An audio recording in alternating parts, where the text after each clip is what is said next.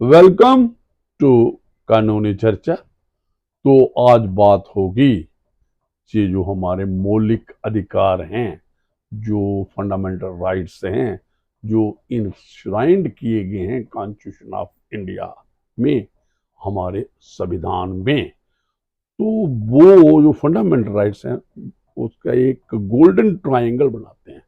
वो तीन जो आर्टिकल हैं कॉन्स्टिट्यूशन के, जो बड़े इंपॉर्टेंट हैं, जो हमारी फ्रीडम्स हैं, जो राइट टू लाइफ है, जैसे इक्वलिटी बिफोर लॉ है, और freedom of speech and expression.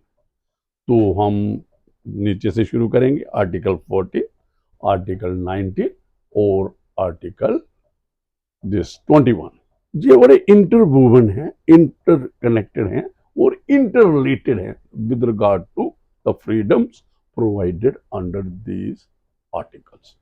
तो ये आर्टिकल 14 ये राइट टू इक्वालिटी की बात करता है और उसके साथ है इक्वल प्रोटेक्शन ऑफ लॉ। तो ये जब दोनों होंगे तो तभी ही कंप्लीट आपकी इक्वालिटी बिफोर लॉ होगा, जब आपको इक्वल प्रोटेक्शन भी मिलेगी। तो क्या है, इसमें कोई डिस्क्रिमिनेशन नहीं होने चाहिए किसी के रेस के बेसिस पे, किसी की सेक्स के बेसिस पे, किसी क्रीड के बेसिस पे, रिलीजन के बेसिस पे। तो किसी और एक क्या है इक्वालिटी?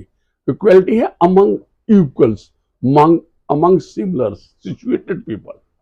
तो ये है, तो इसमें रिस्ट्रिक्शन भी है, इस डीप है, लंबा है आर्टिकल 14 में। तो इस लंबा ज्यादा डीप नहीं जाऊंगा मैं, मुख्तसर से, क्योंकि मुझे कवर करना है ये तीनों आर्टिकल, तो और इसकी रेलेवेंट जजमेंट जो इसके साथ इंटरकनेक्टेड जजमेंट्स।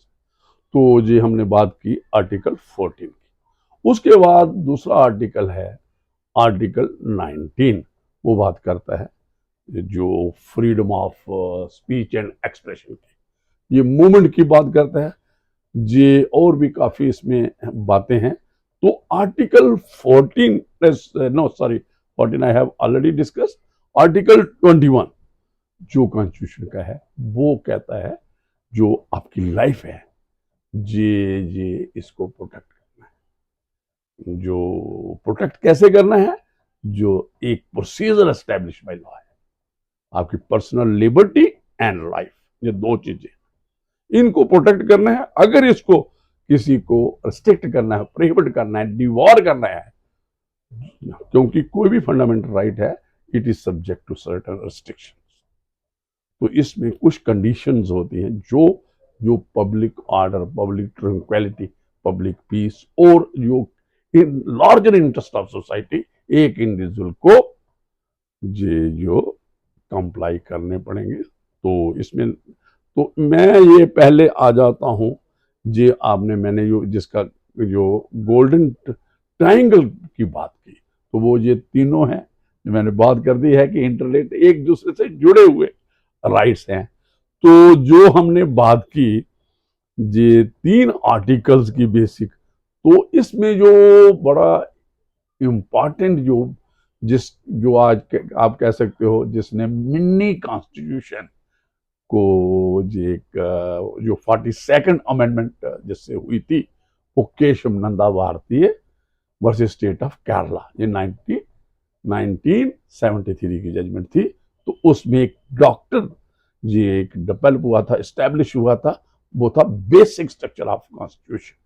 तो उन्होंने कहा कि नो डाउट जो जो पार्लियामेंट को लॉ बनाने का अधिकार है, लेकिन वो बेसिक स्ट्रक्चर जो अवेलेबल है जो कॉन्स्टिट्यूशन में, उसको चेंज नहीं कर सकता। तो बेसिक जो स्ट्रक्चर की एक लिस्ट दी, और फंडामेंटल राइट्स भी बेसिक स्ट्रक्चर में आते हैं।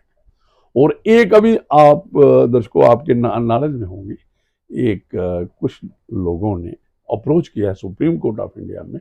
उन्होंने कहा दो वर्ड, जो दो टर्म्स इंक्लूड की थी, सेकुलर एंड सोशलिस्ट, उसको वो असेल करने के लिए सुप्रीम कोर्ट ऑफ इंडिया में अप्रोच किया, वो मैटर पेंडिंग।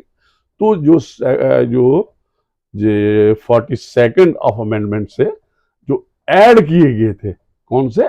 ये दो, सोशलिस्ट और सेकुलर जो हमारे प्रियम्बल में ऐड किए गए थे, तो पहले वो अवेलेबल नहीं थे।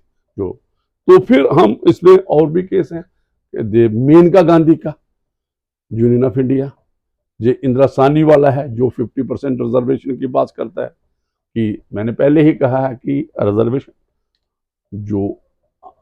रिजर्वेशन किनको देनी है, जो अनइक्वल है, इक्वलिटी पे लाना है उनको, similar situated social this economic, और किस पे, जो हमारे पॉलिटिकल जो है स्टेटस है, इक्वल करने के लिए हमें रिजर्वेशन भी दी, तो ये उसको डील करता है।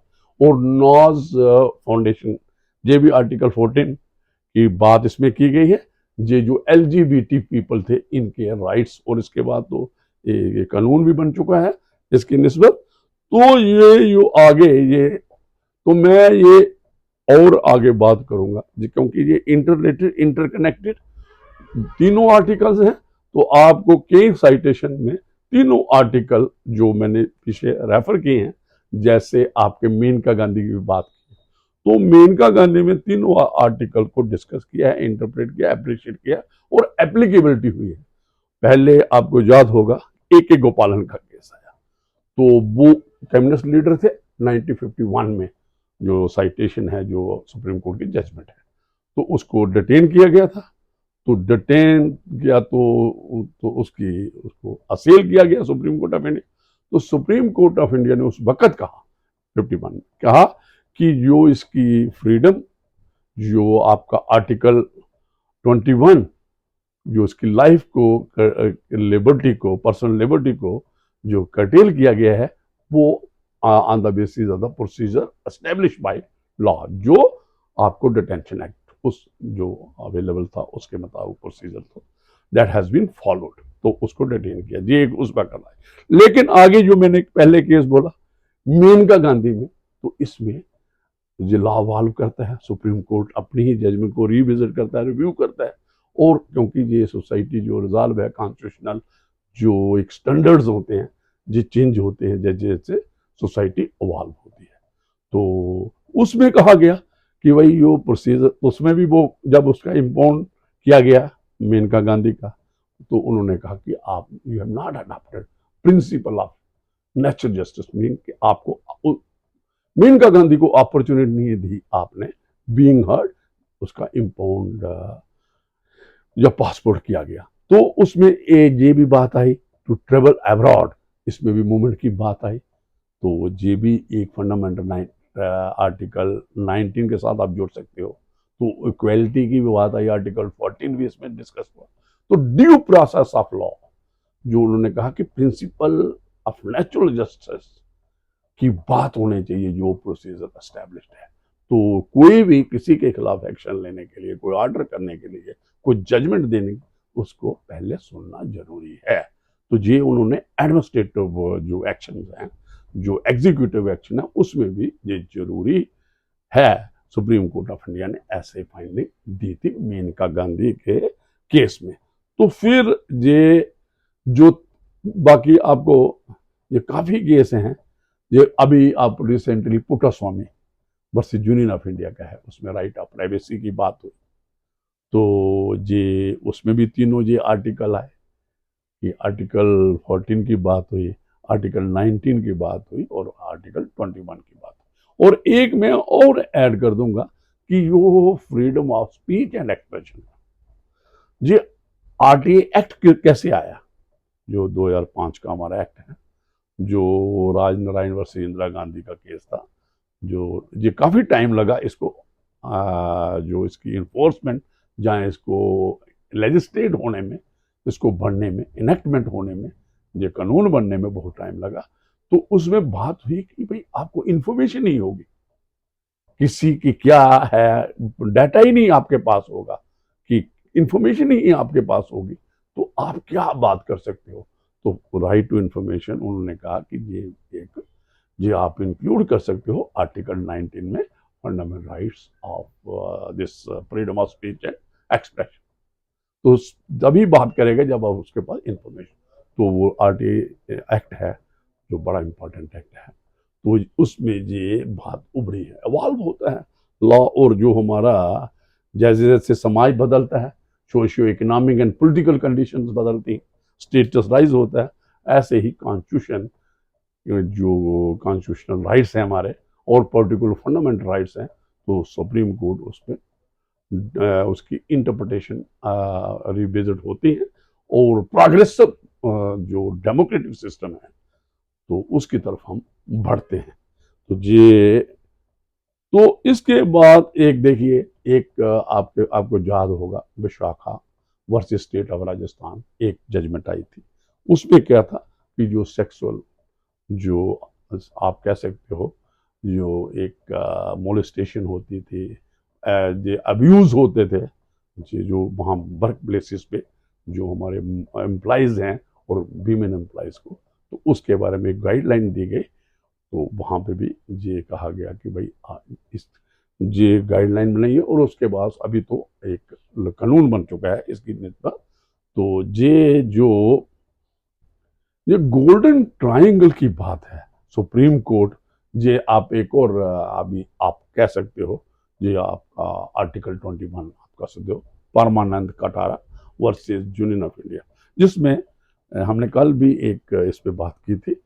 तो उसमें था कि कोई एक्सीडेंट्स होते हैं जहां कोई और जो दूसरे, तो उसमें क्या कहते हैं, जो उसको फर्स्ट एड कोई आप कह सकते हो दूसरे किस्म की जो लड़ाई झगड़ा हो या किसी और किस्म का है, तो कोई उसको पहले लाता है तो कहाँ पे मेडिकल एड के लिए और केवल सर्जिकल इंटरवेंशन करना पड़ता है। तो उसके बाद तो आपने जो आपकी जानकारी में होगा, तो जो मेडिकल प्रैक्टिशनर्स हैं, हॉस्पिटल वाले हैं, वो पहले कहते पुलिस को रिपोर्ट करो, तो रिपोर्ट करने में ही कितना टाइम लग जाता था और उसके बाद डॉक्टर जो भी मेडिकल जो फर्स्ट एड है वो देता था या जो सर्जिकल इंटरवेंशन करता था।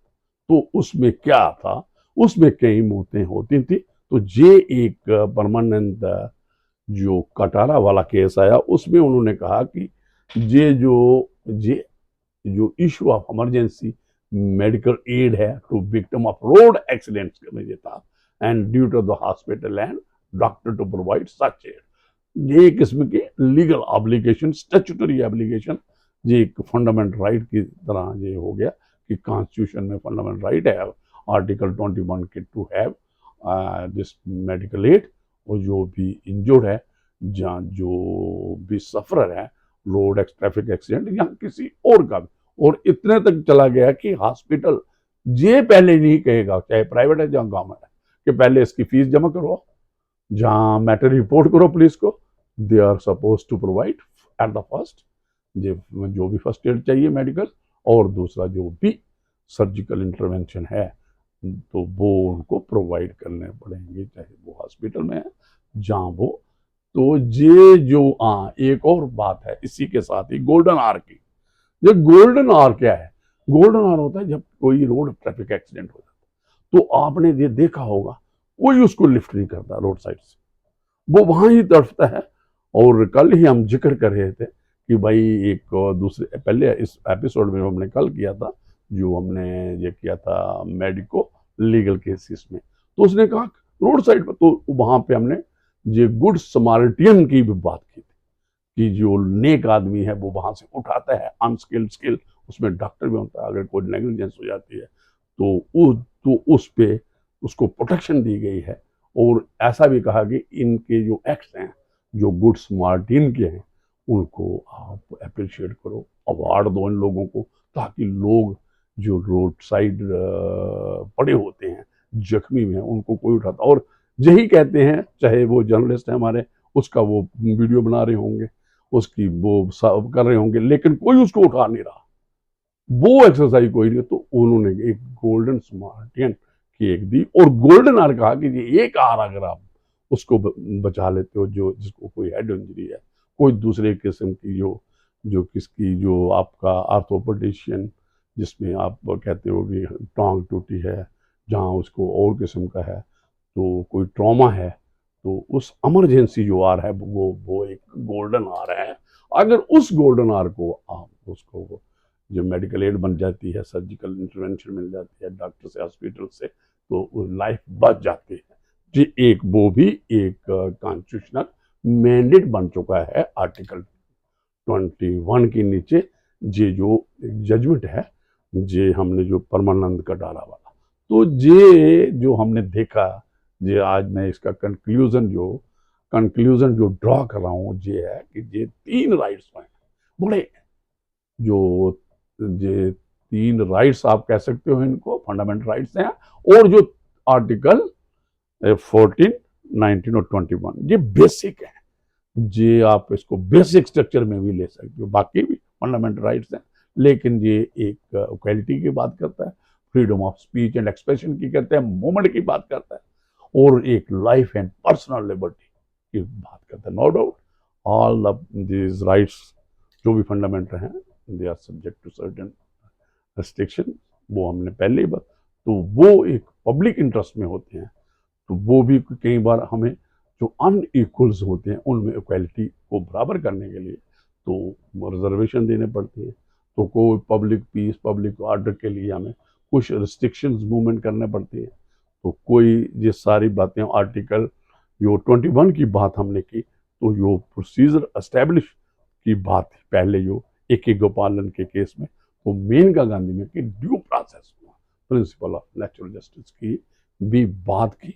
तो मुझे लगता है, और ये जो बात हुई ये राइट ऑफ प्राइवेसी की है, और जो मेडिकल एड और सर्जिकल इंटरवेंशन की है, ये बेसिक जो नीड्स हैं, जो एक लाइफ को एक पर्सनल लिबर्टी की जहाँ बात होती है, और जो हम इंडियन डेमोक्रेसी है, ये एक जो डायनामिक है, ये वाइब्रेंट है, और ये चेंज हो रही है, और सुप्रीम कोर्ट ऑफ इंडिया में वक्तन वक्तन इस पे अपनी जजमेंट देती है, रिविजिट होती हैं पुरानी जजमेंट है, और नई नई बातें होती हैं। तो मुझे लगता है ये आज के लिए ये बहुत काफ़ी है। तो आगे दोबारा हम नए टॉपिक और नई एपिसोड के साथ दोबारा हाजिर हो जाऊंगा मैं। तो तब तक दीजिए इजाज़त। Thank you very much.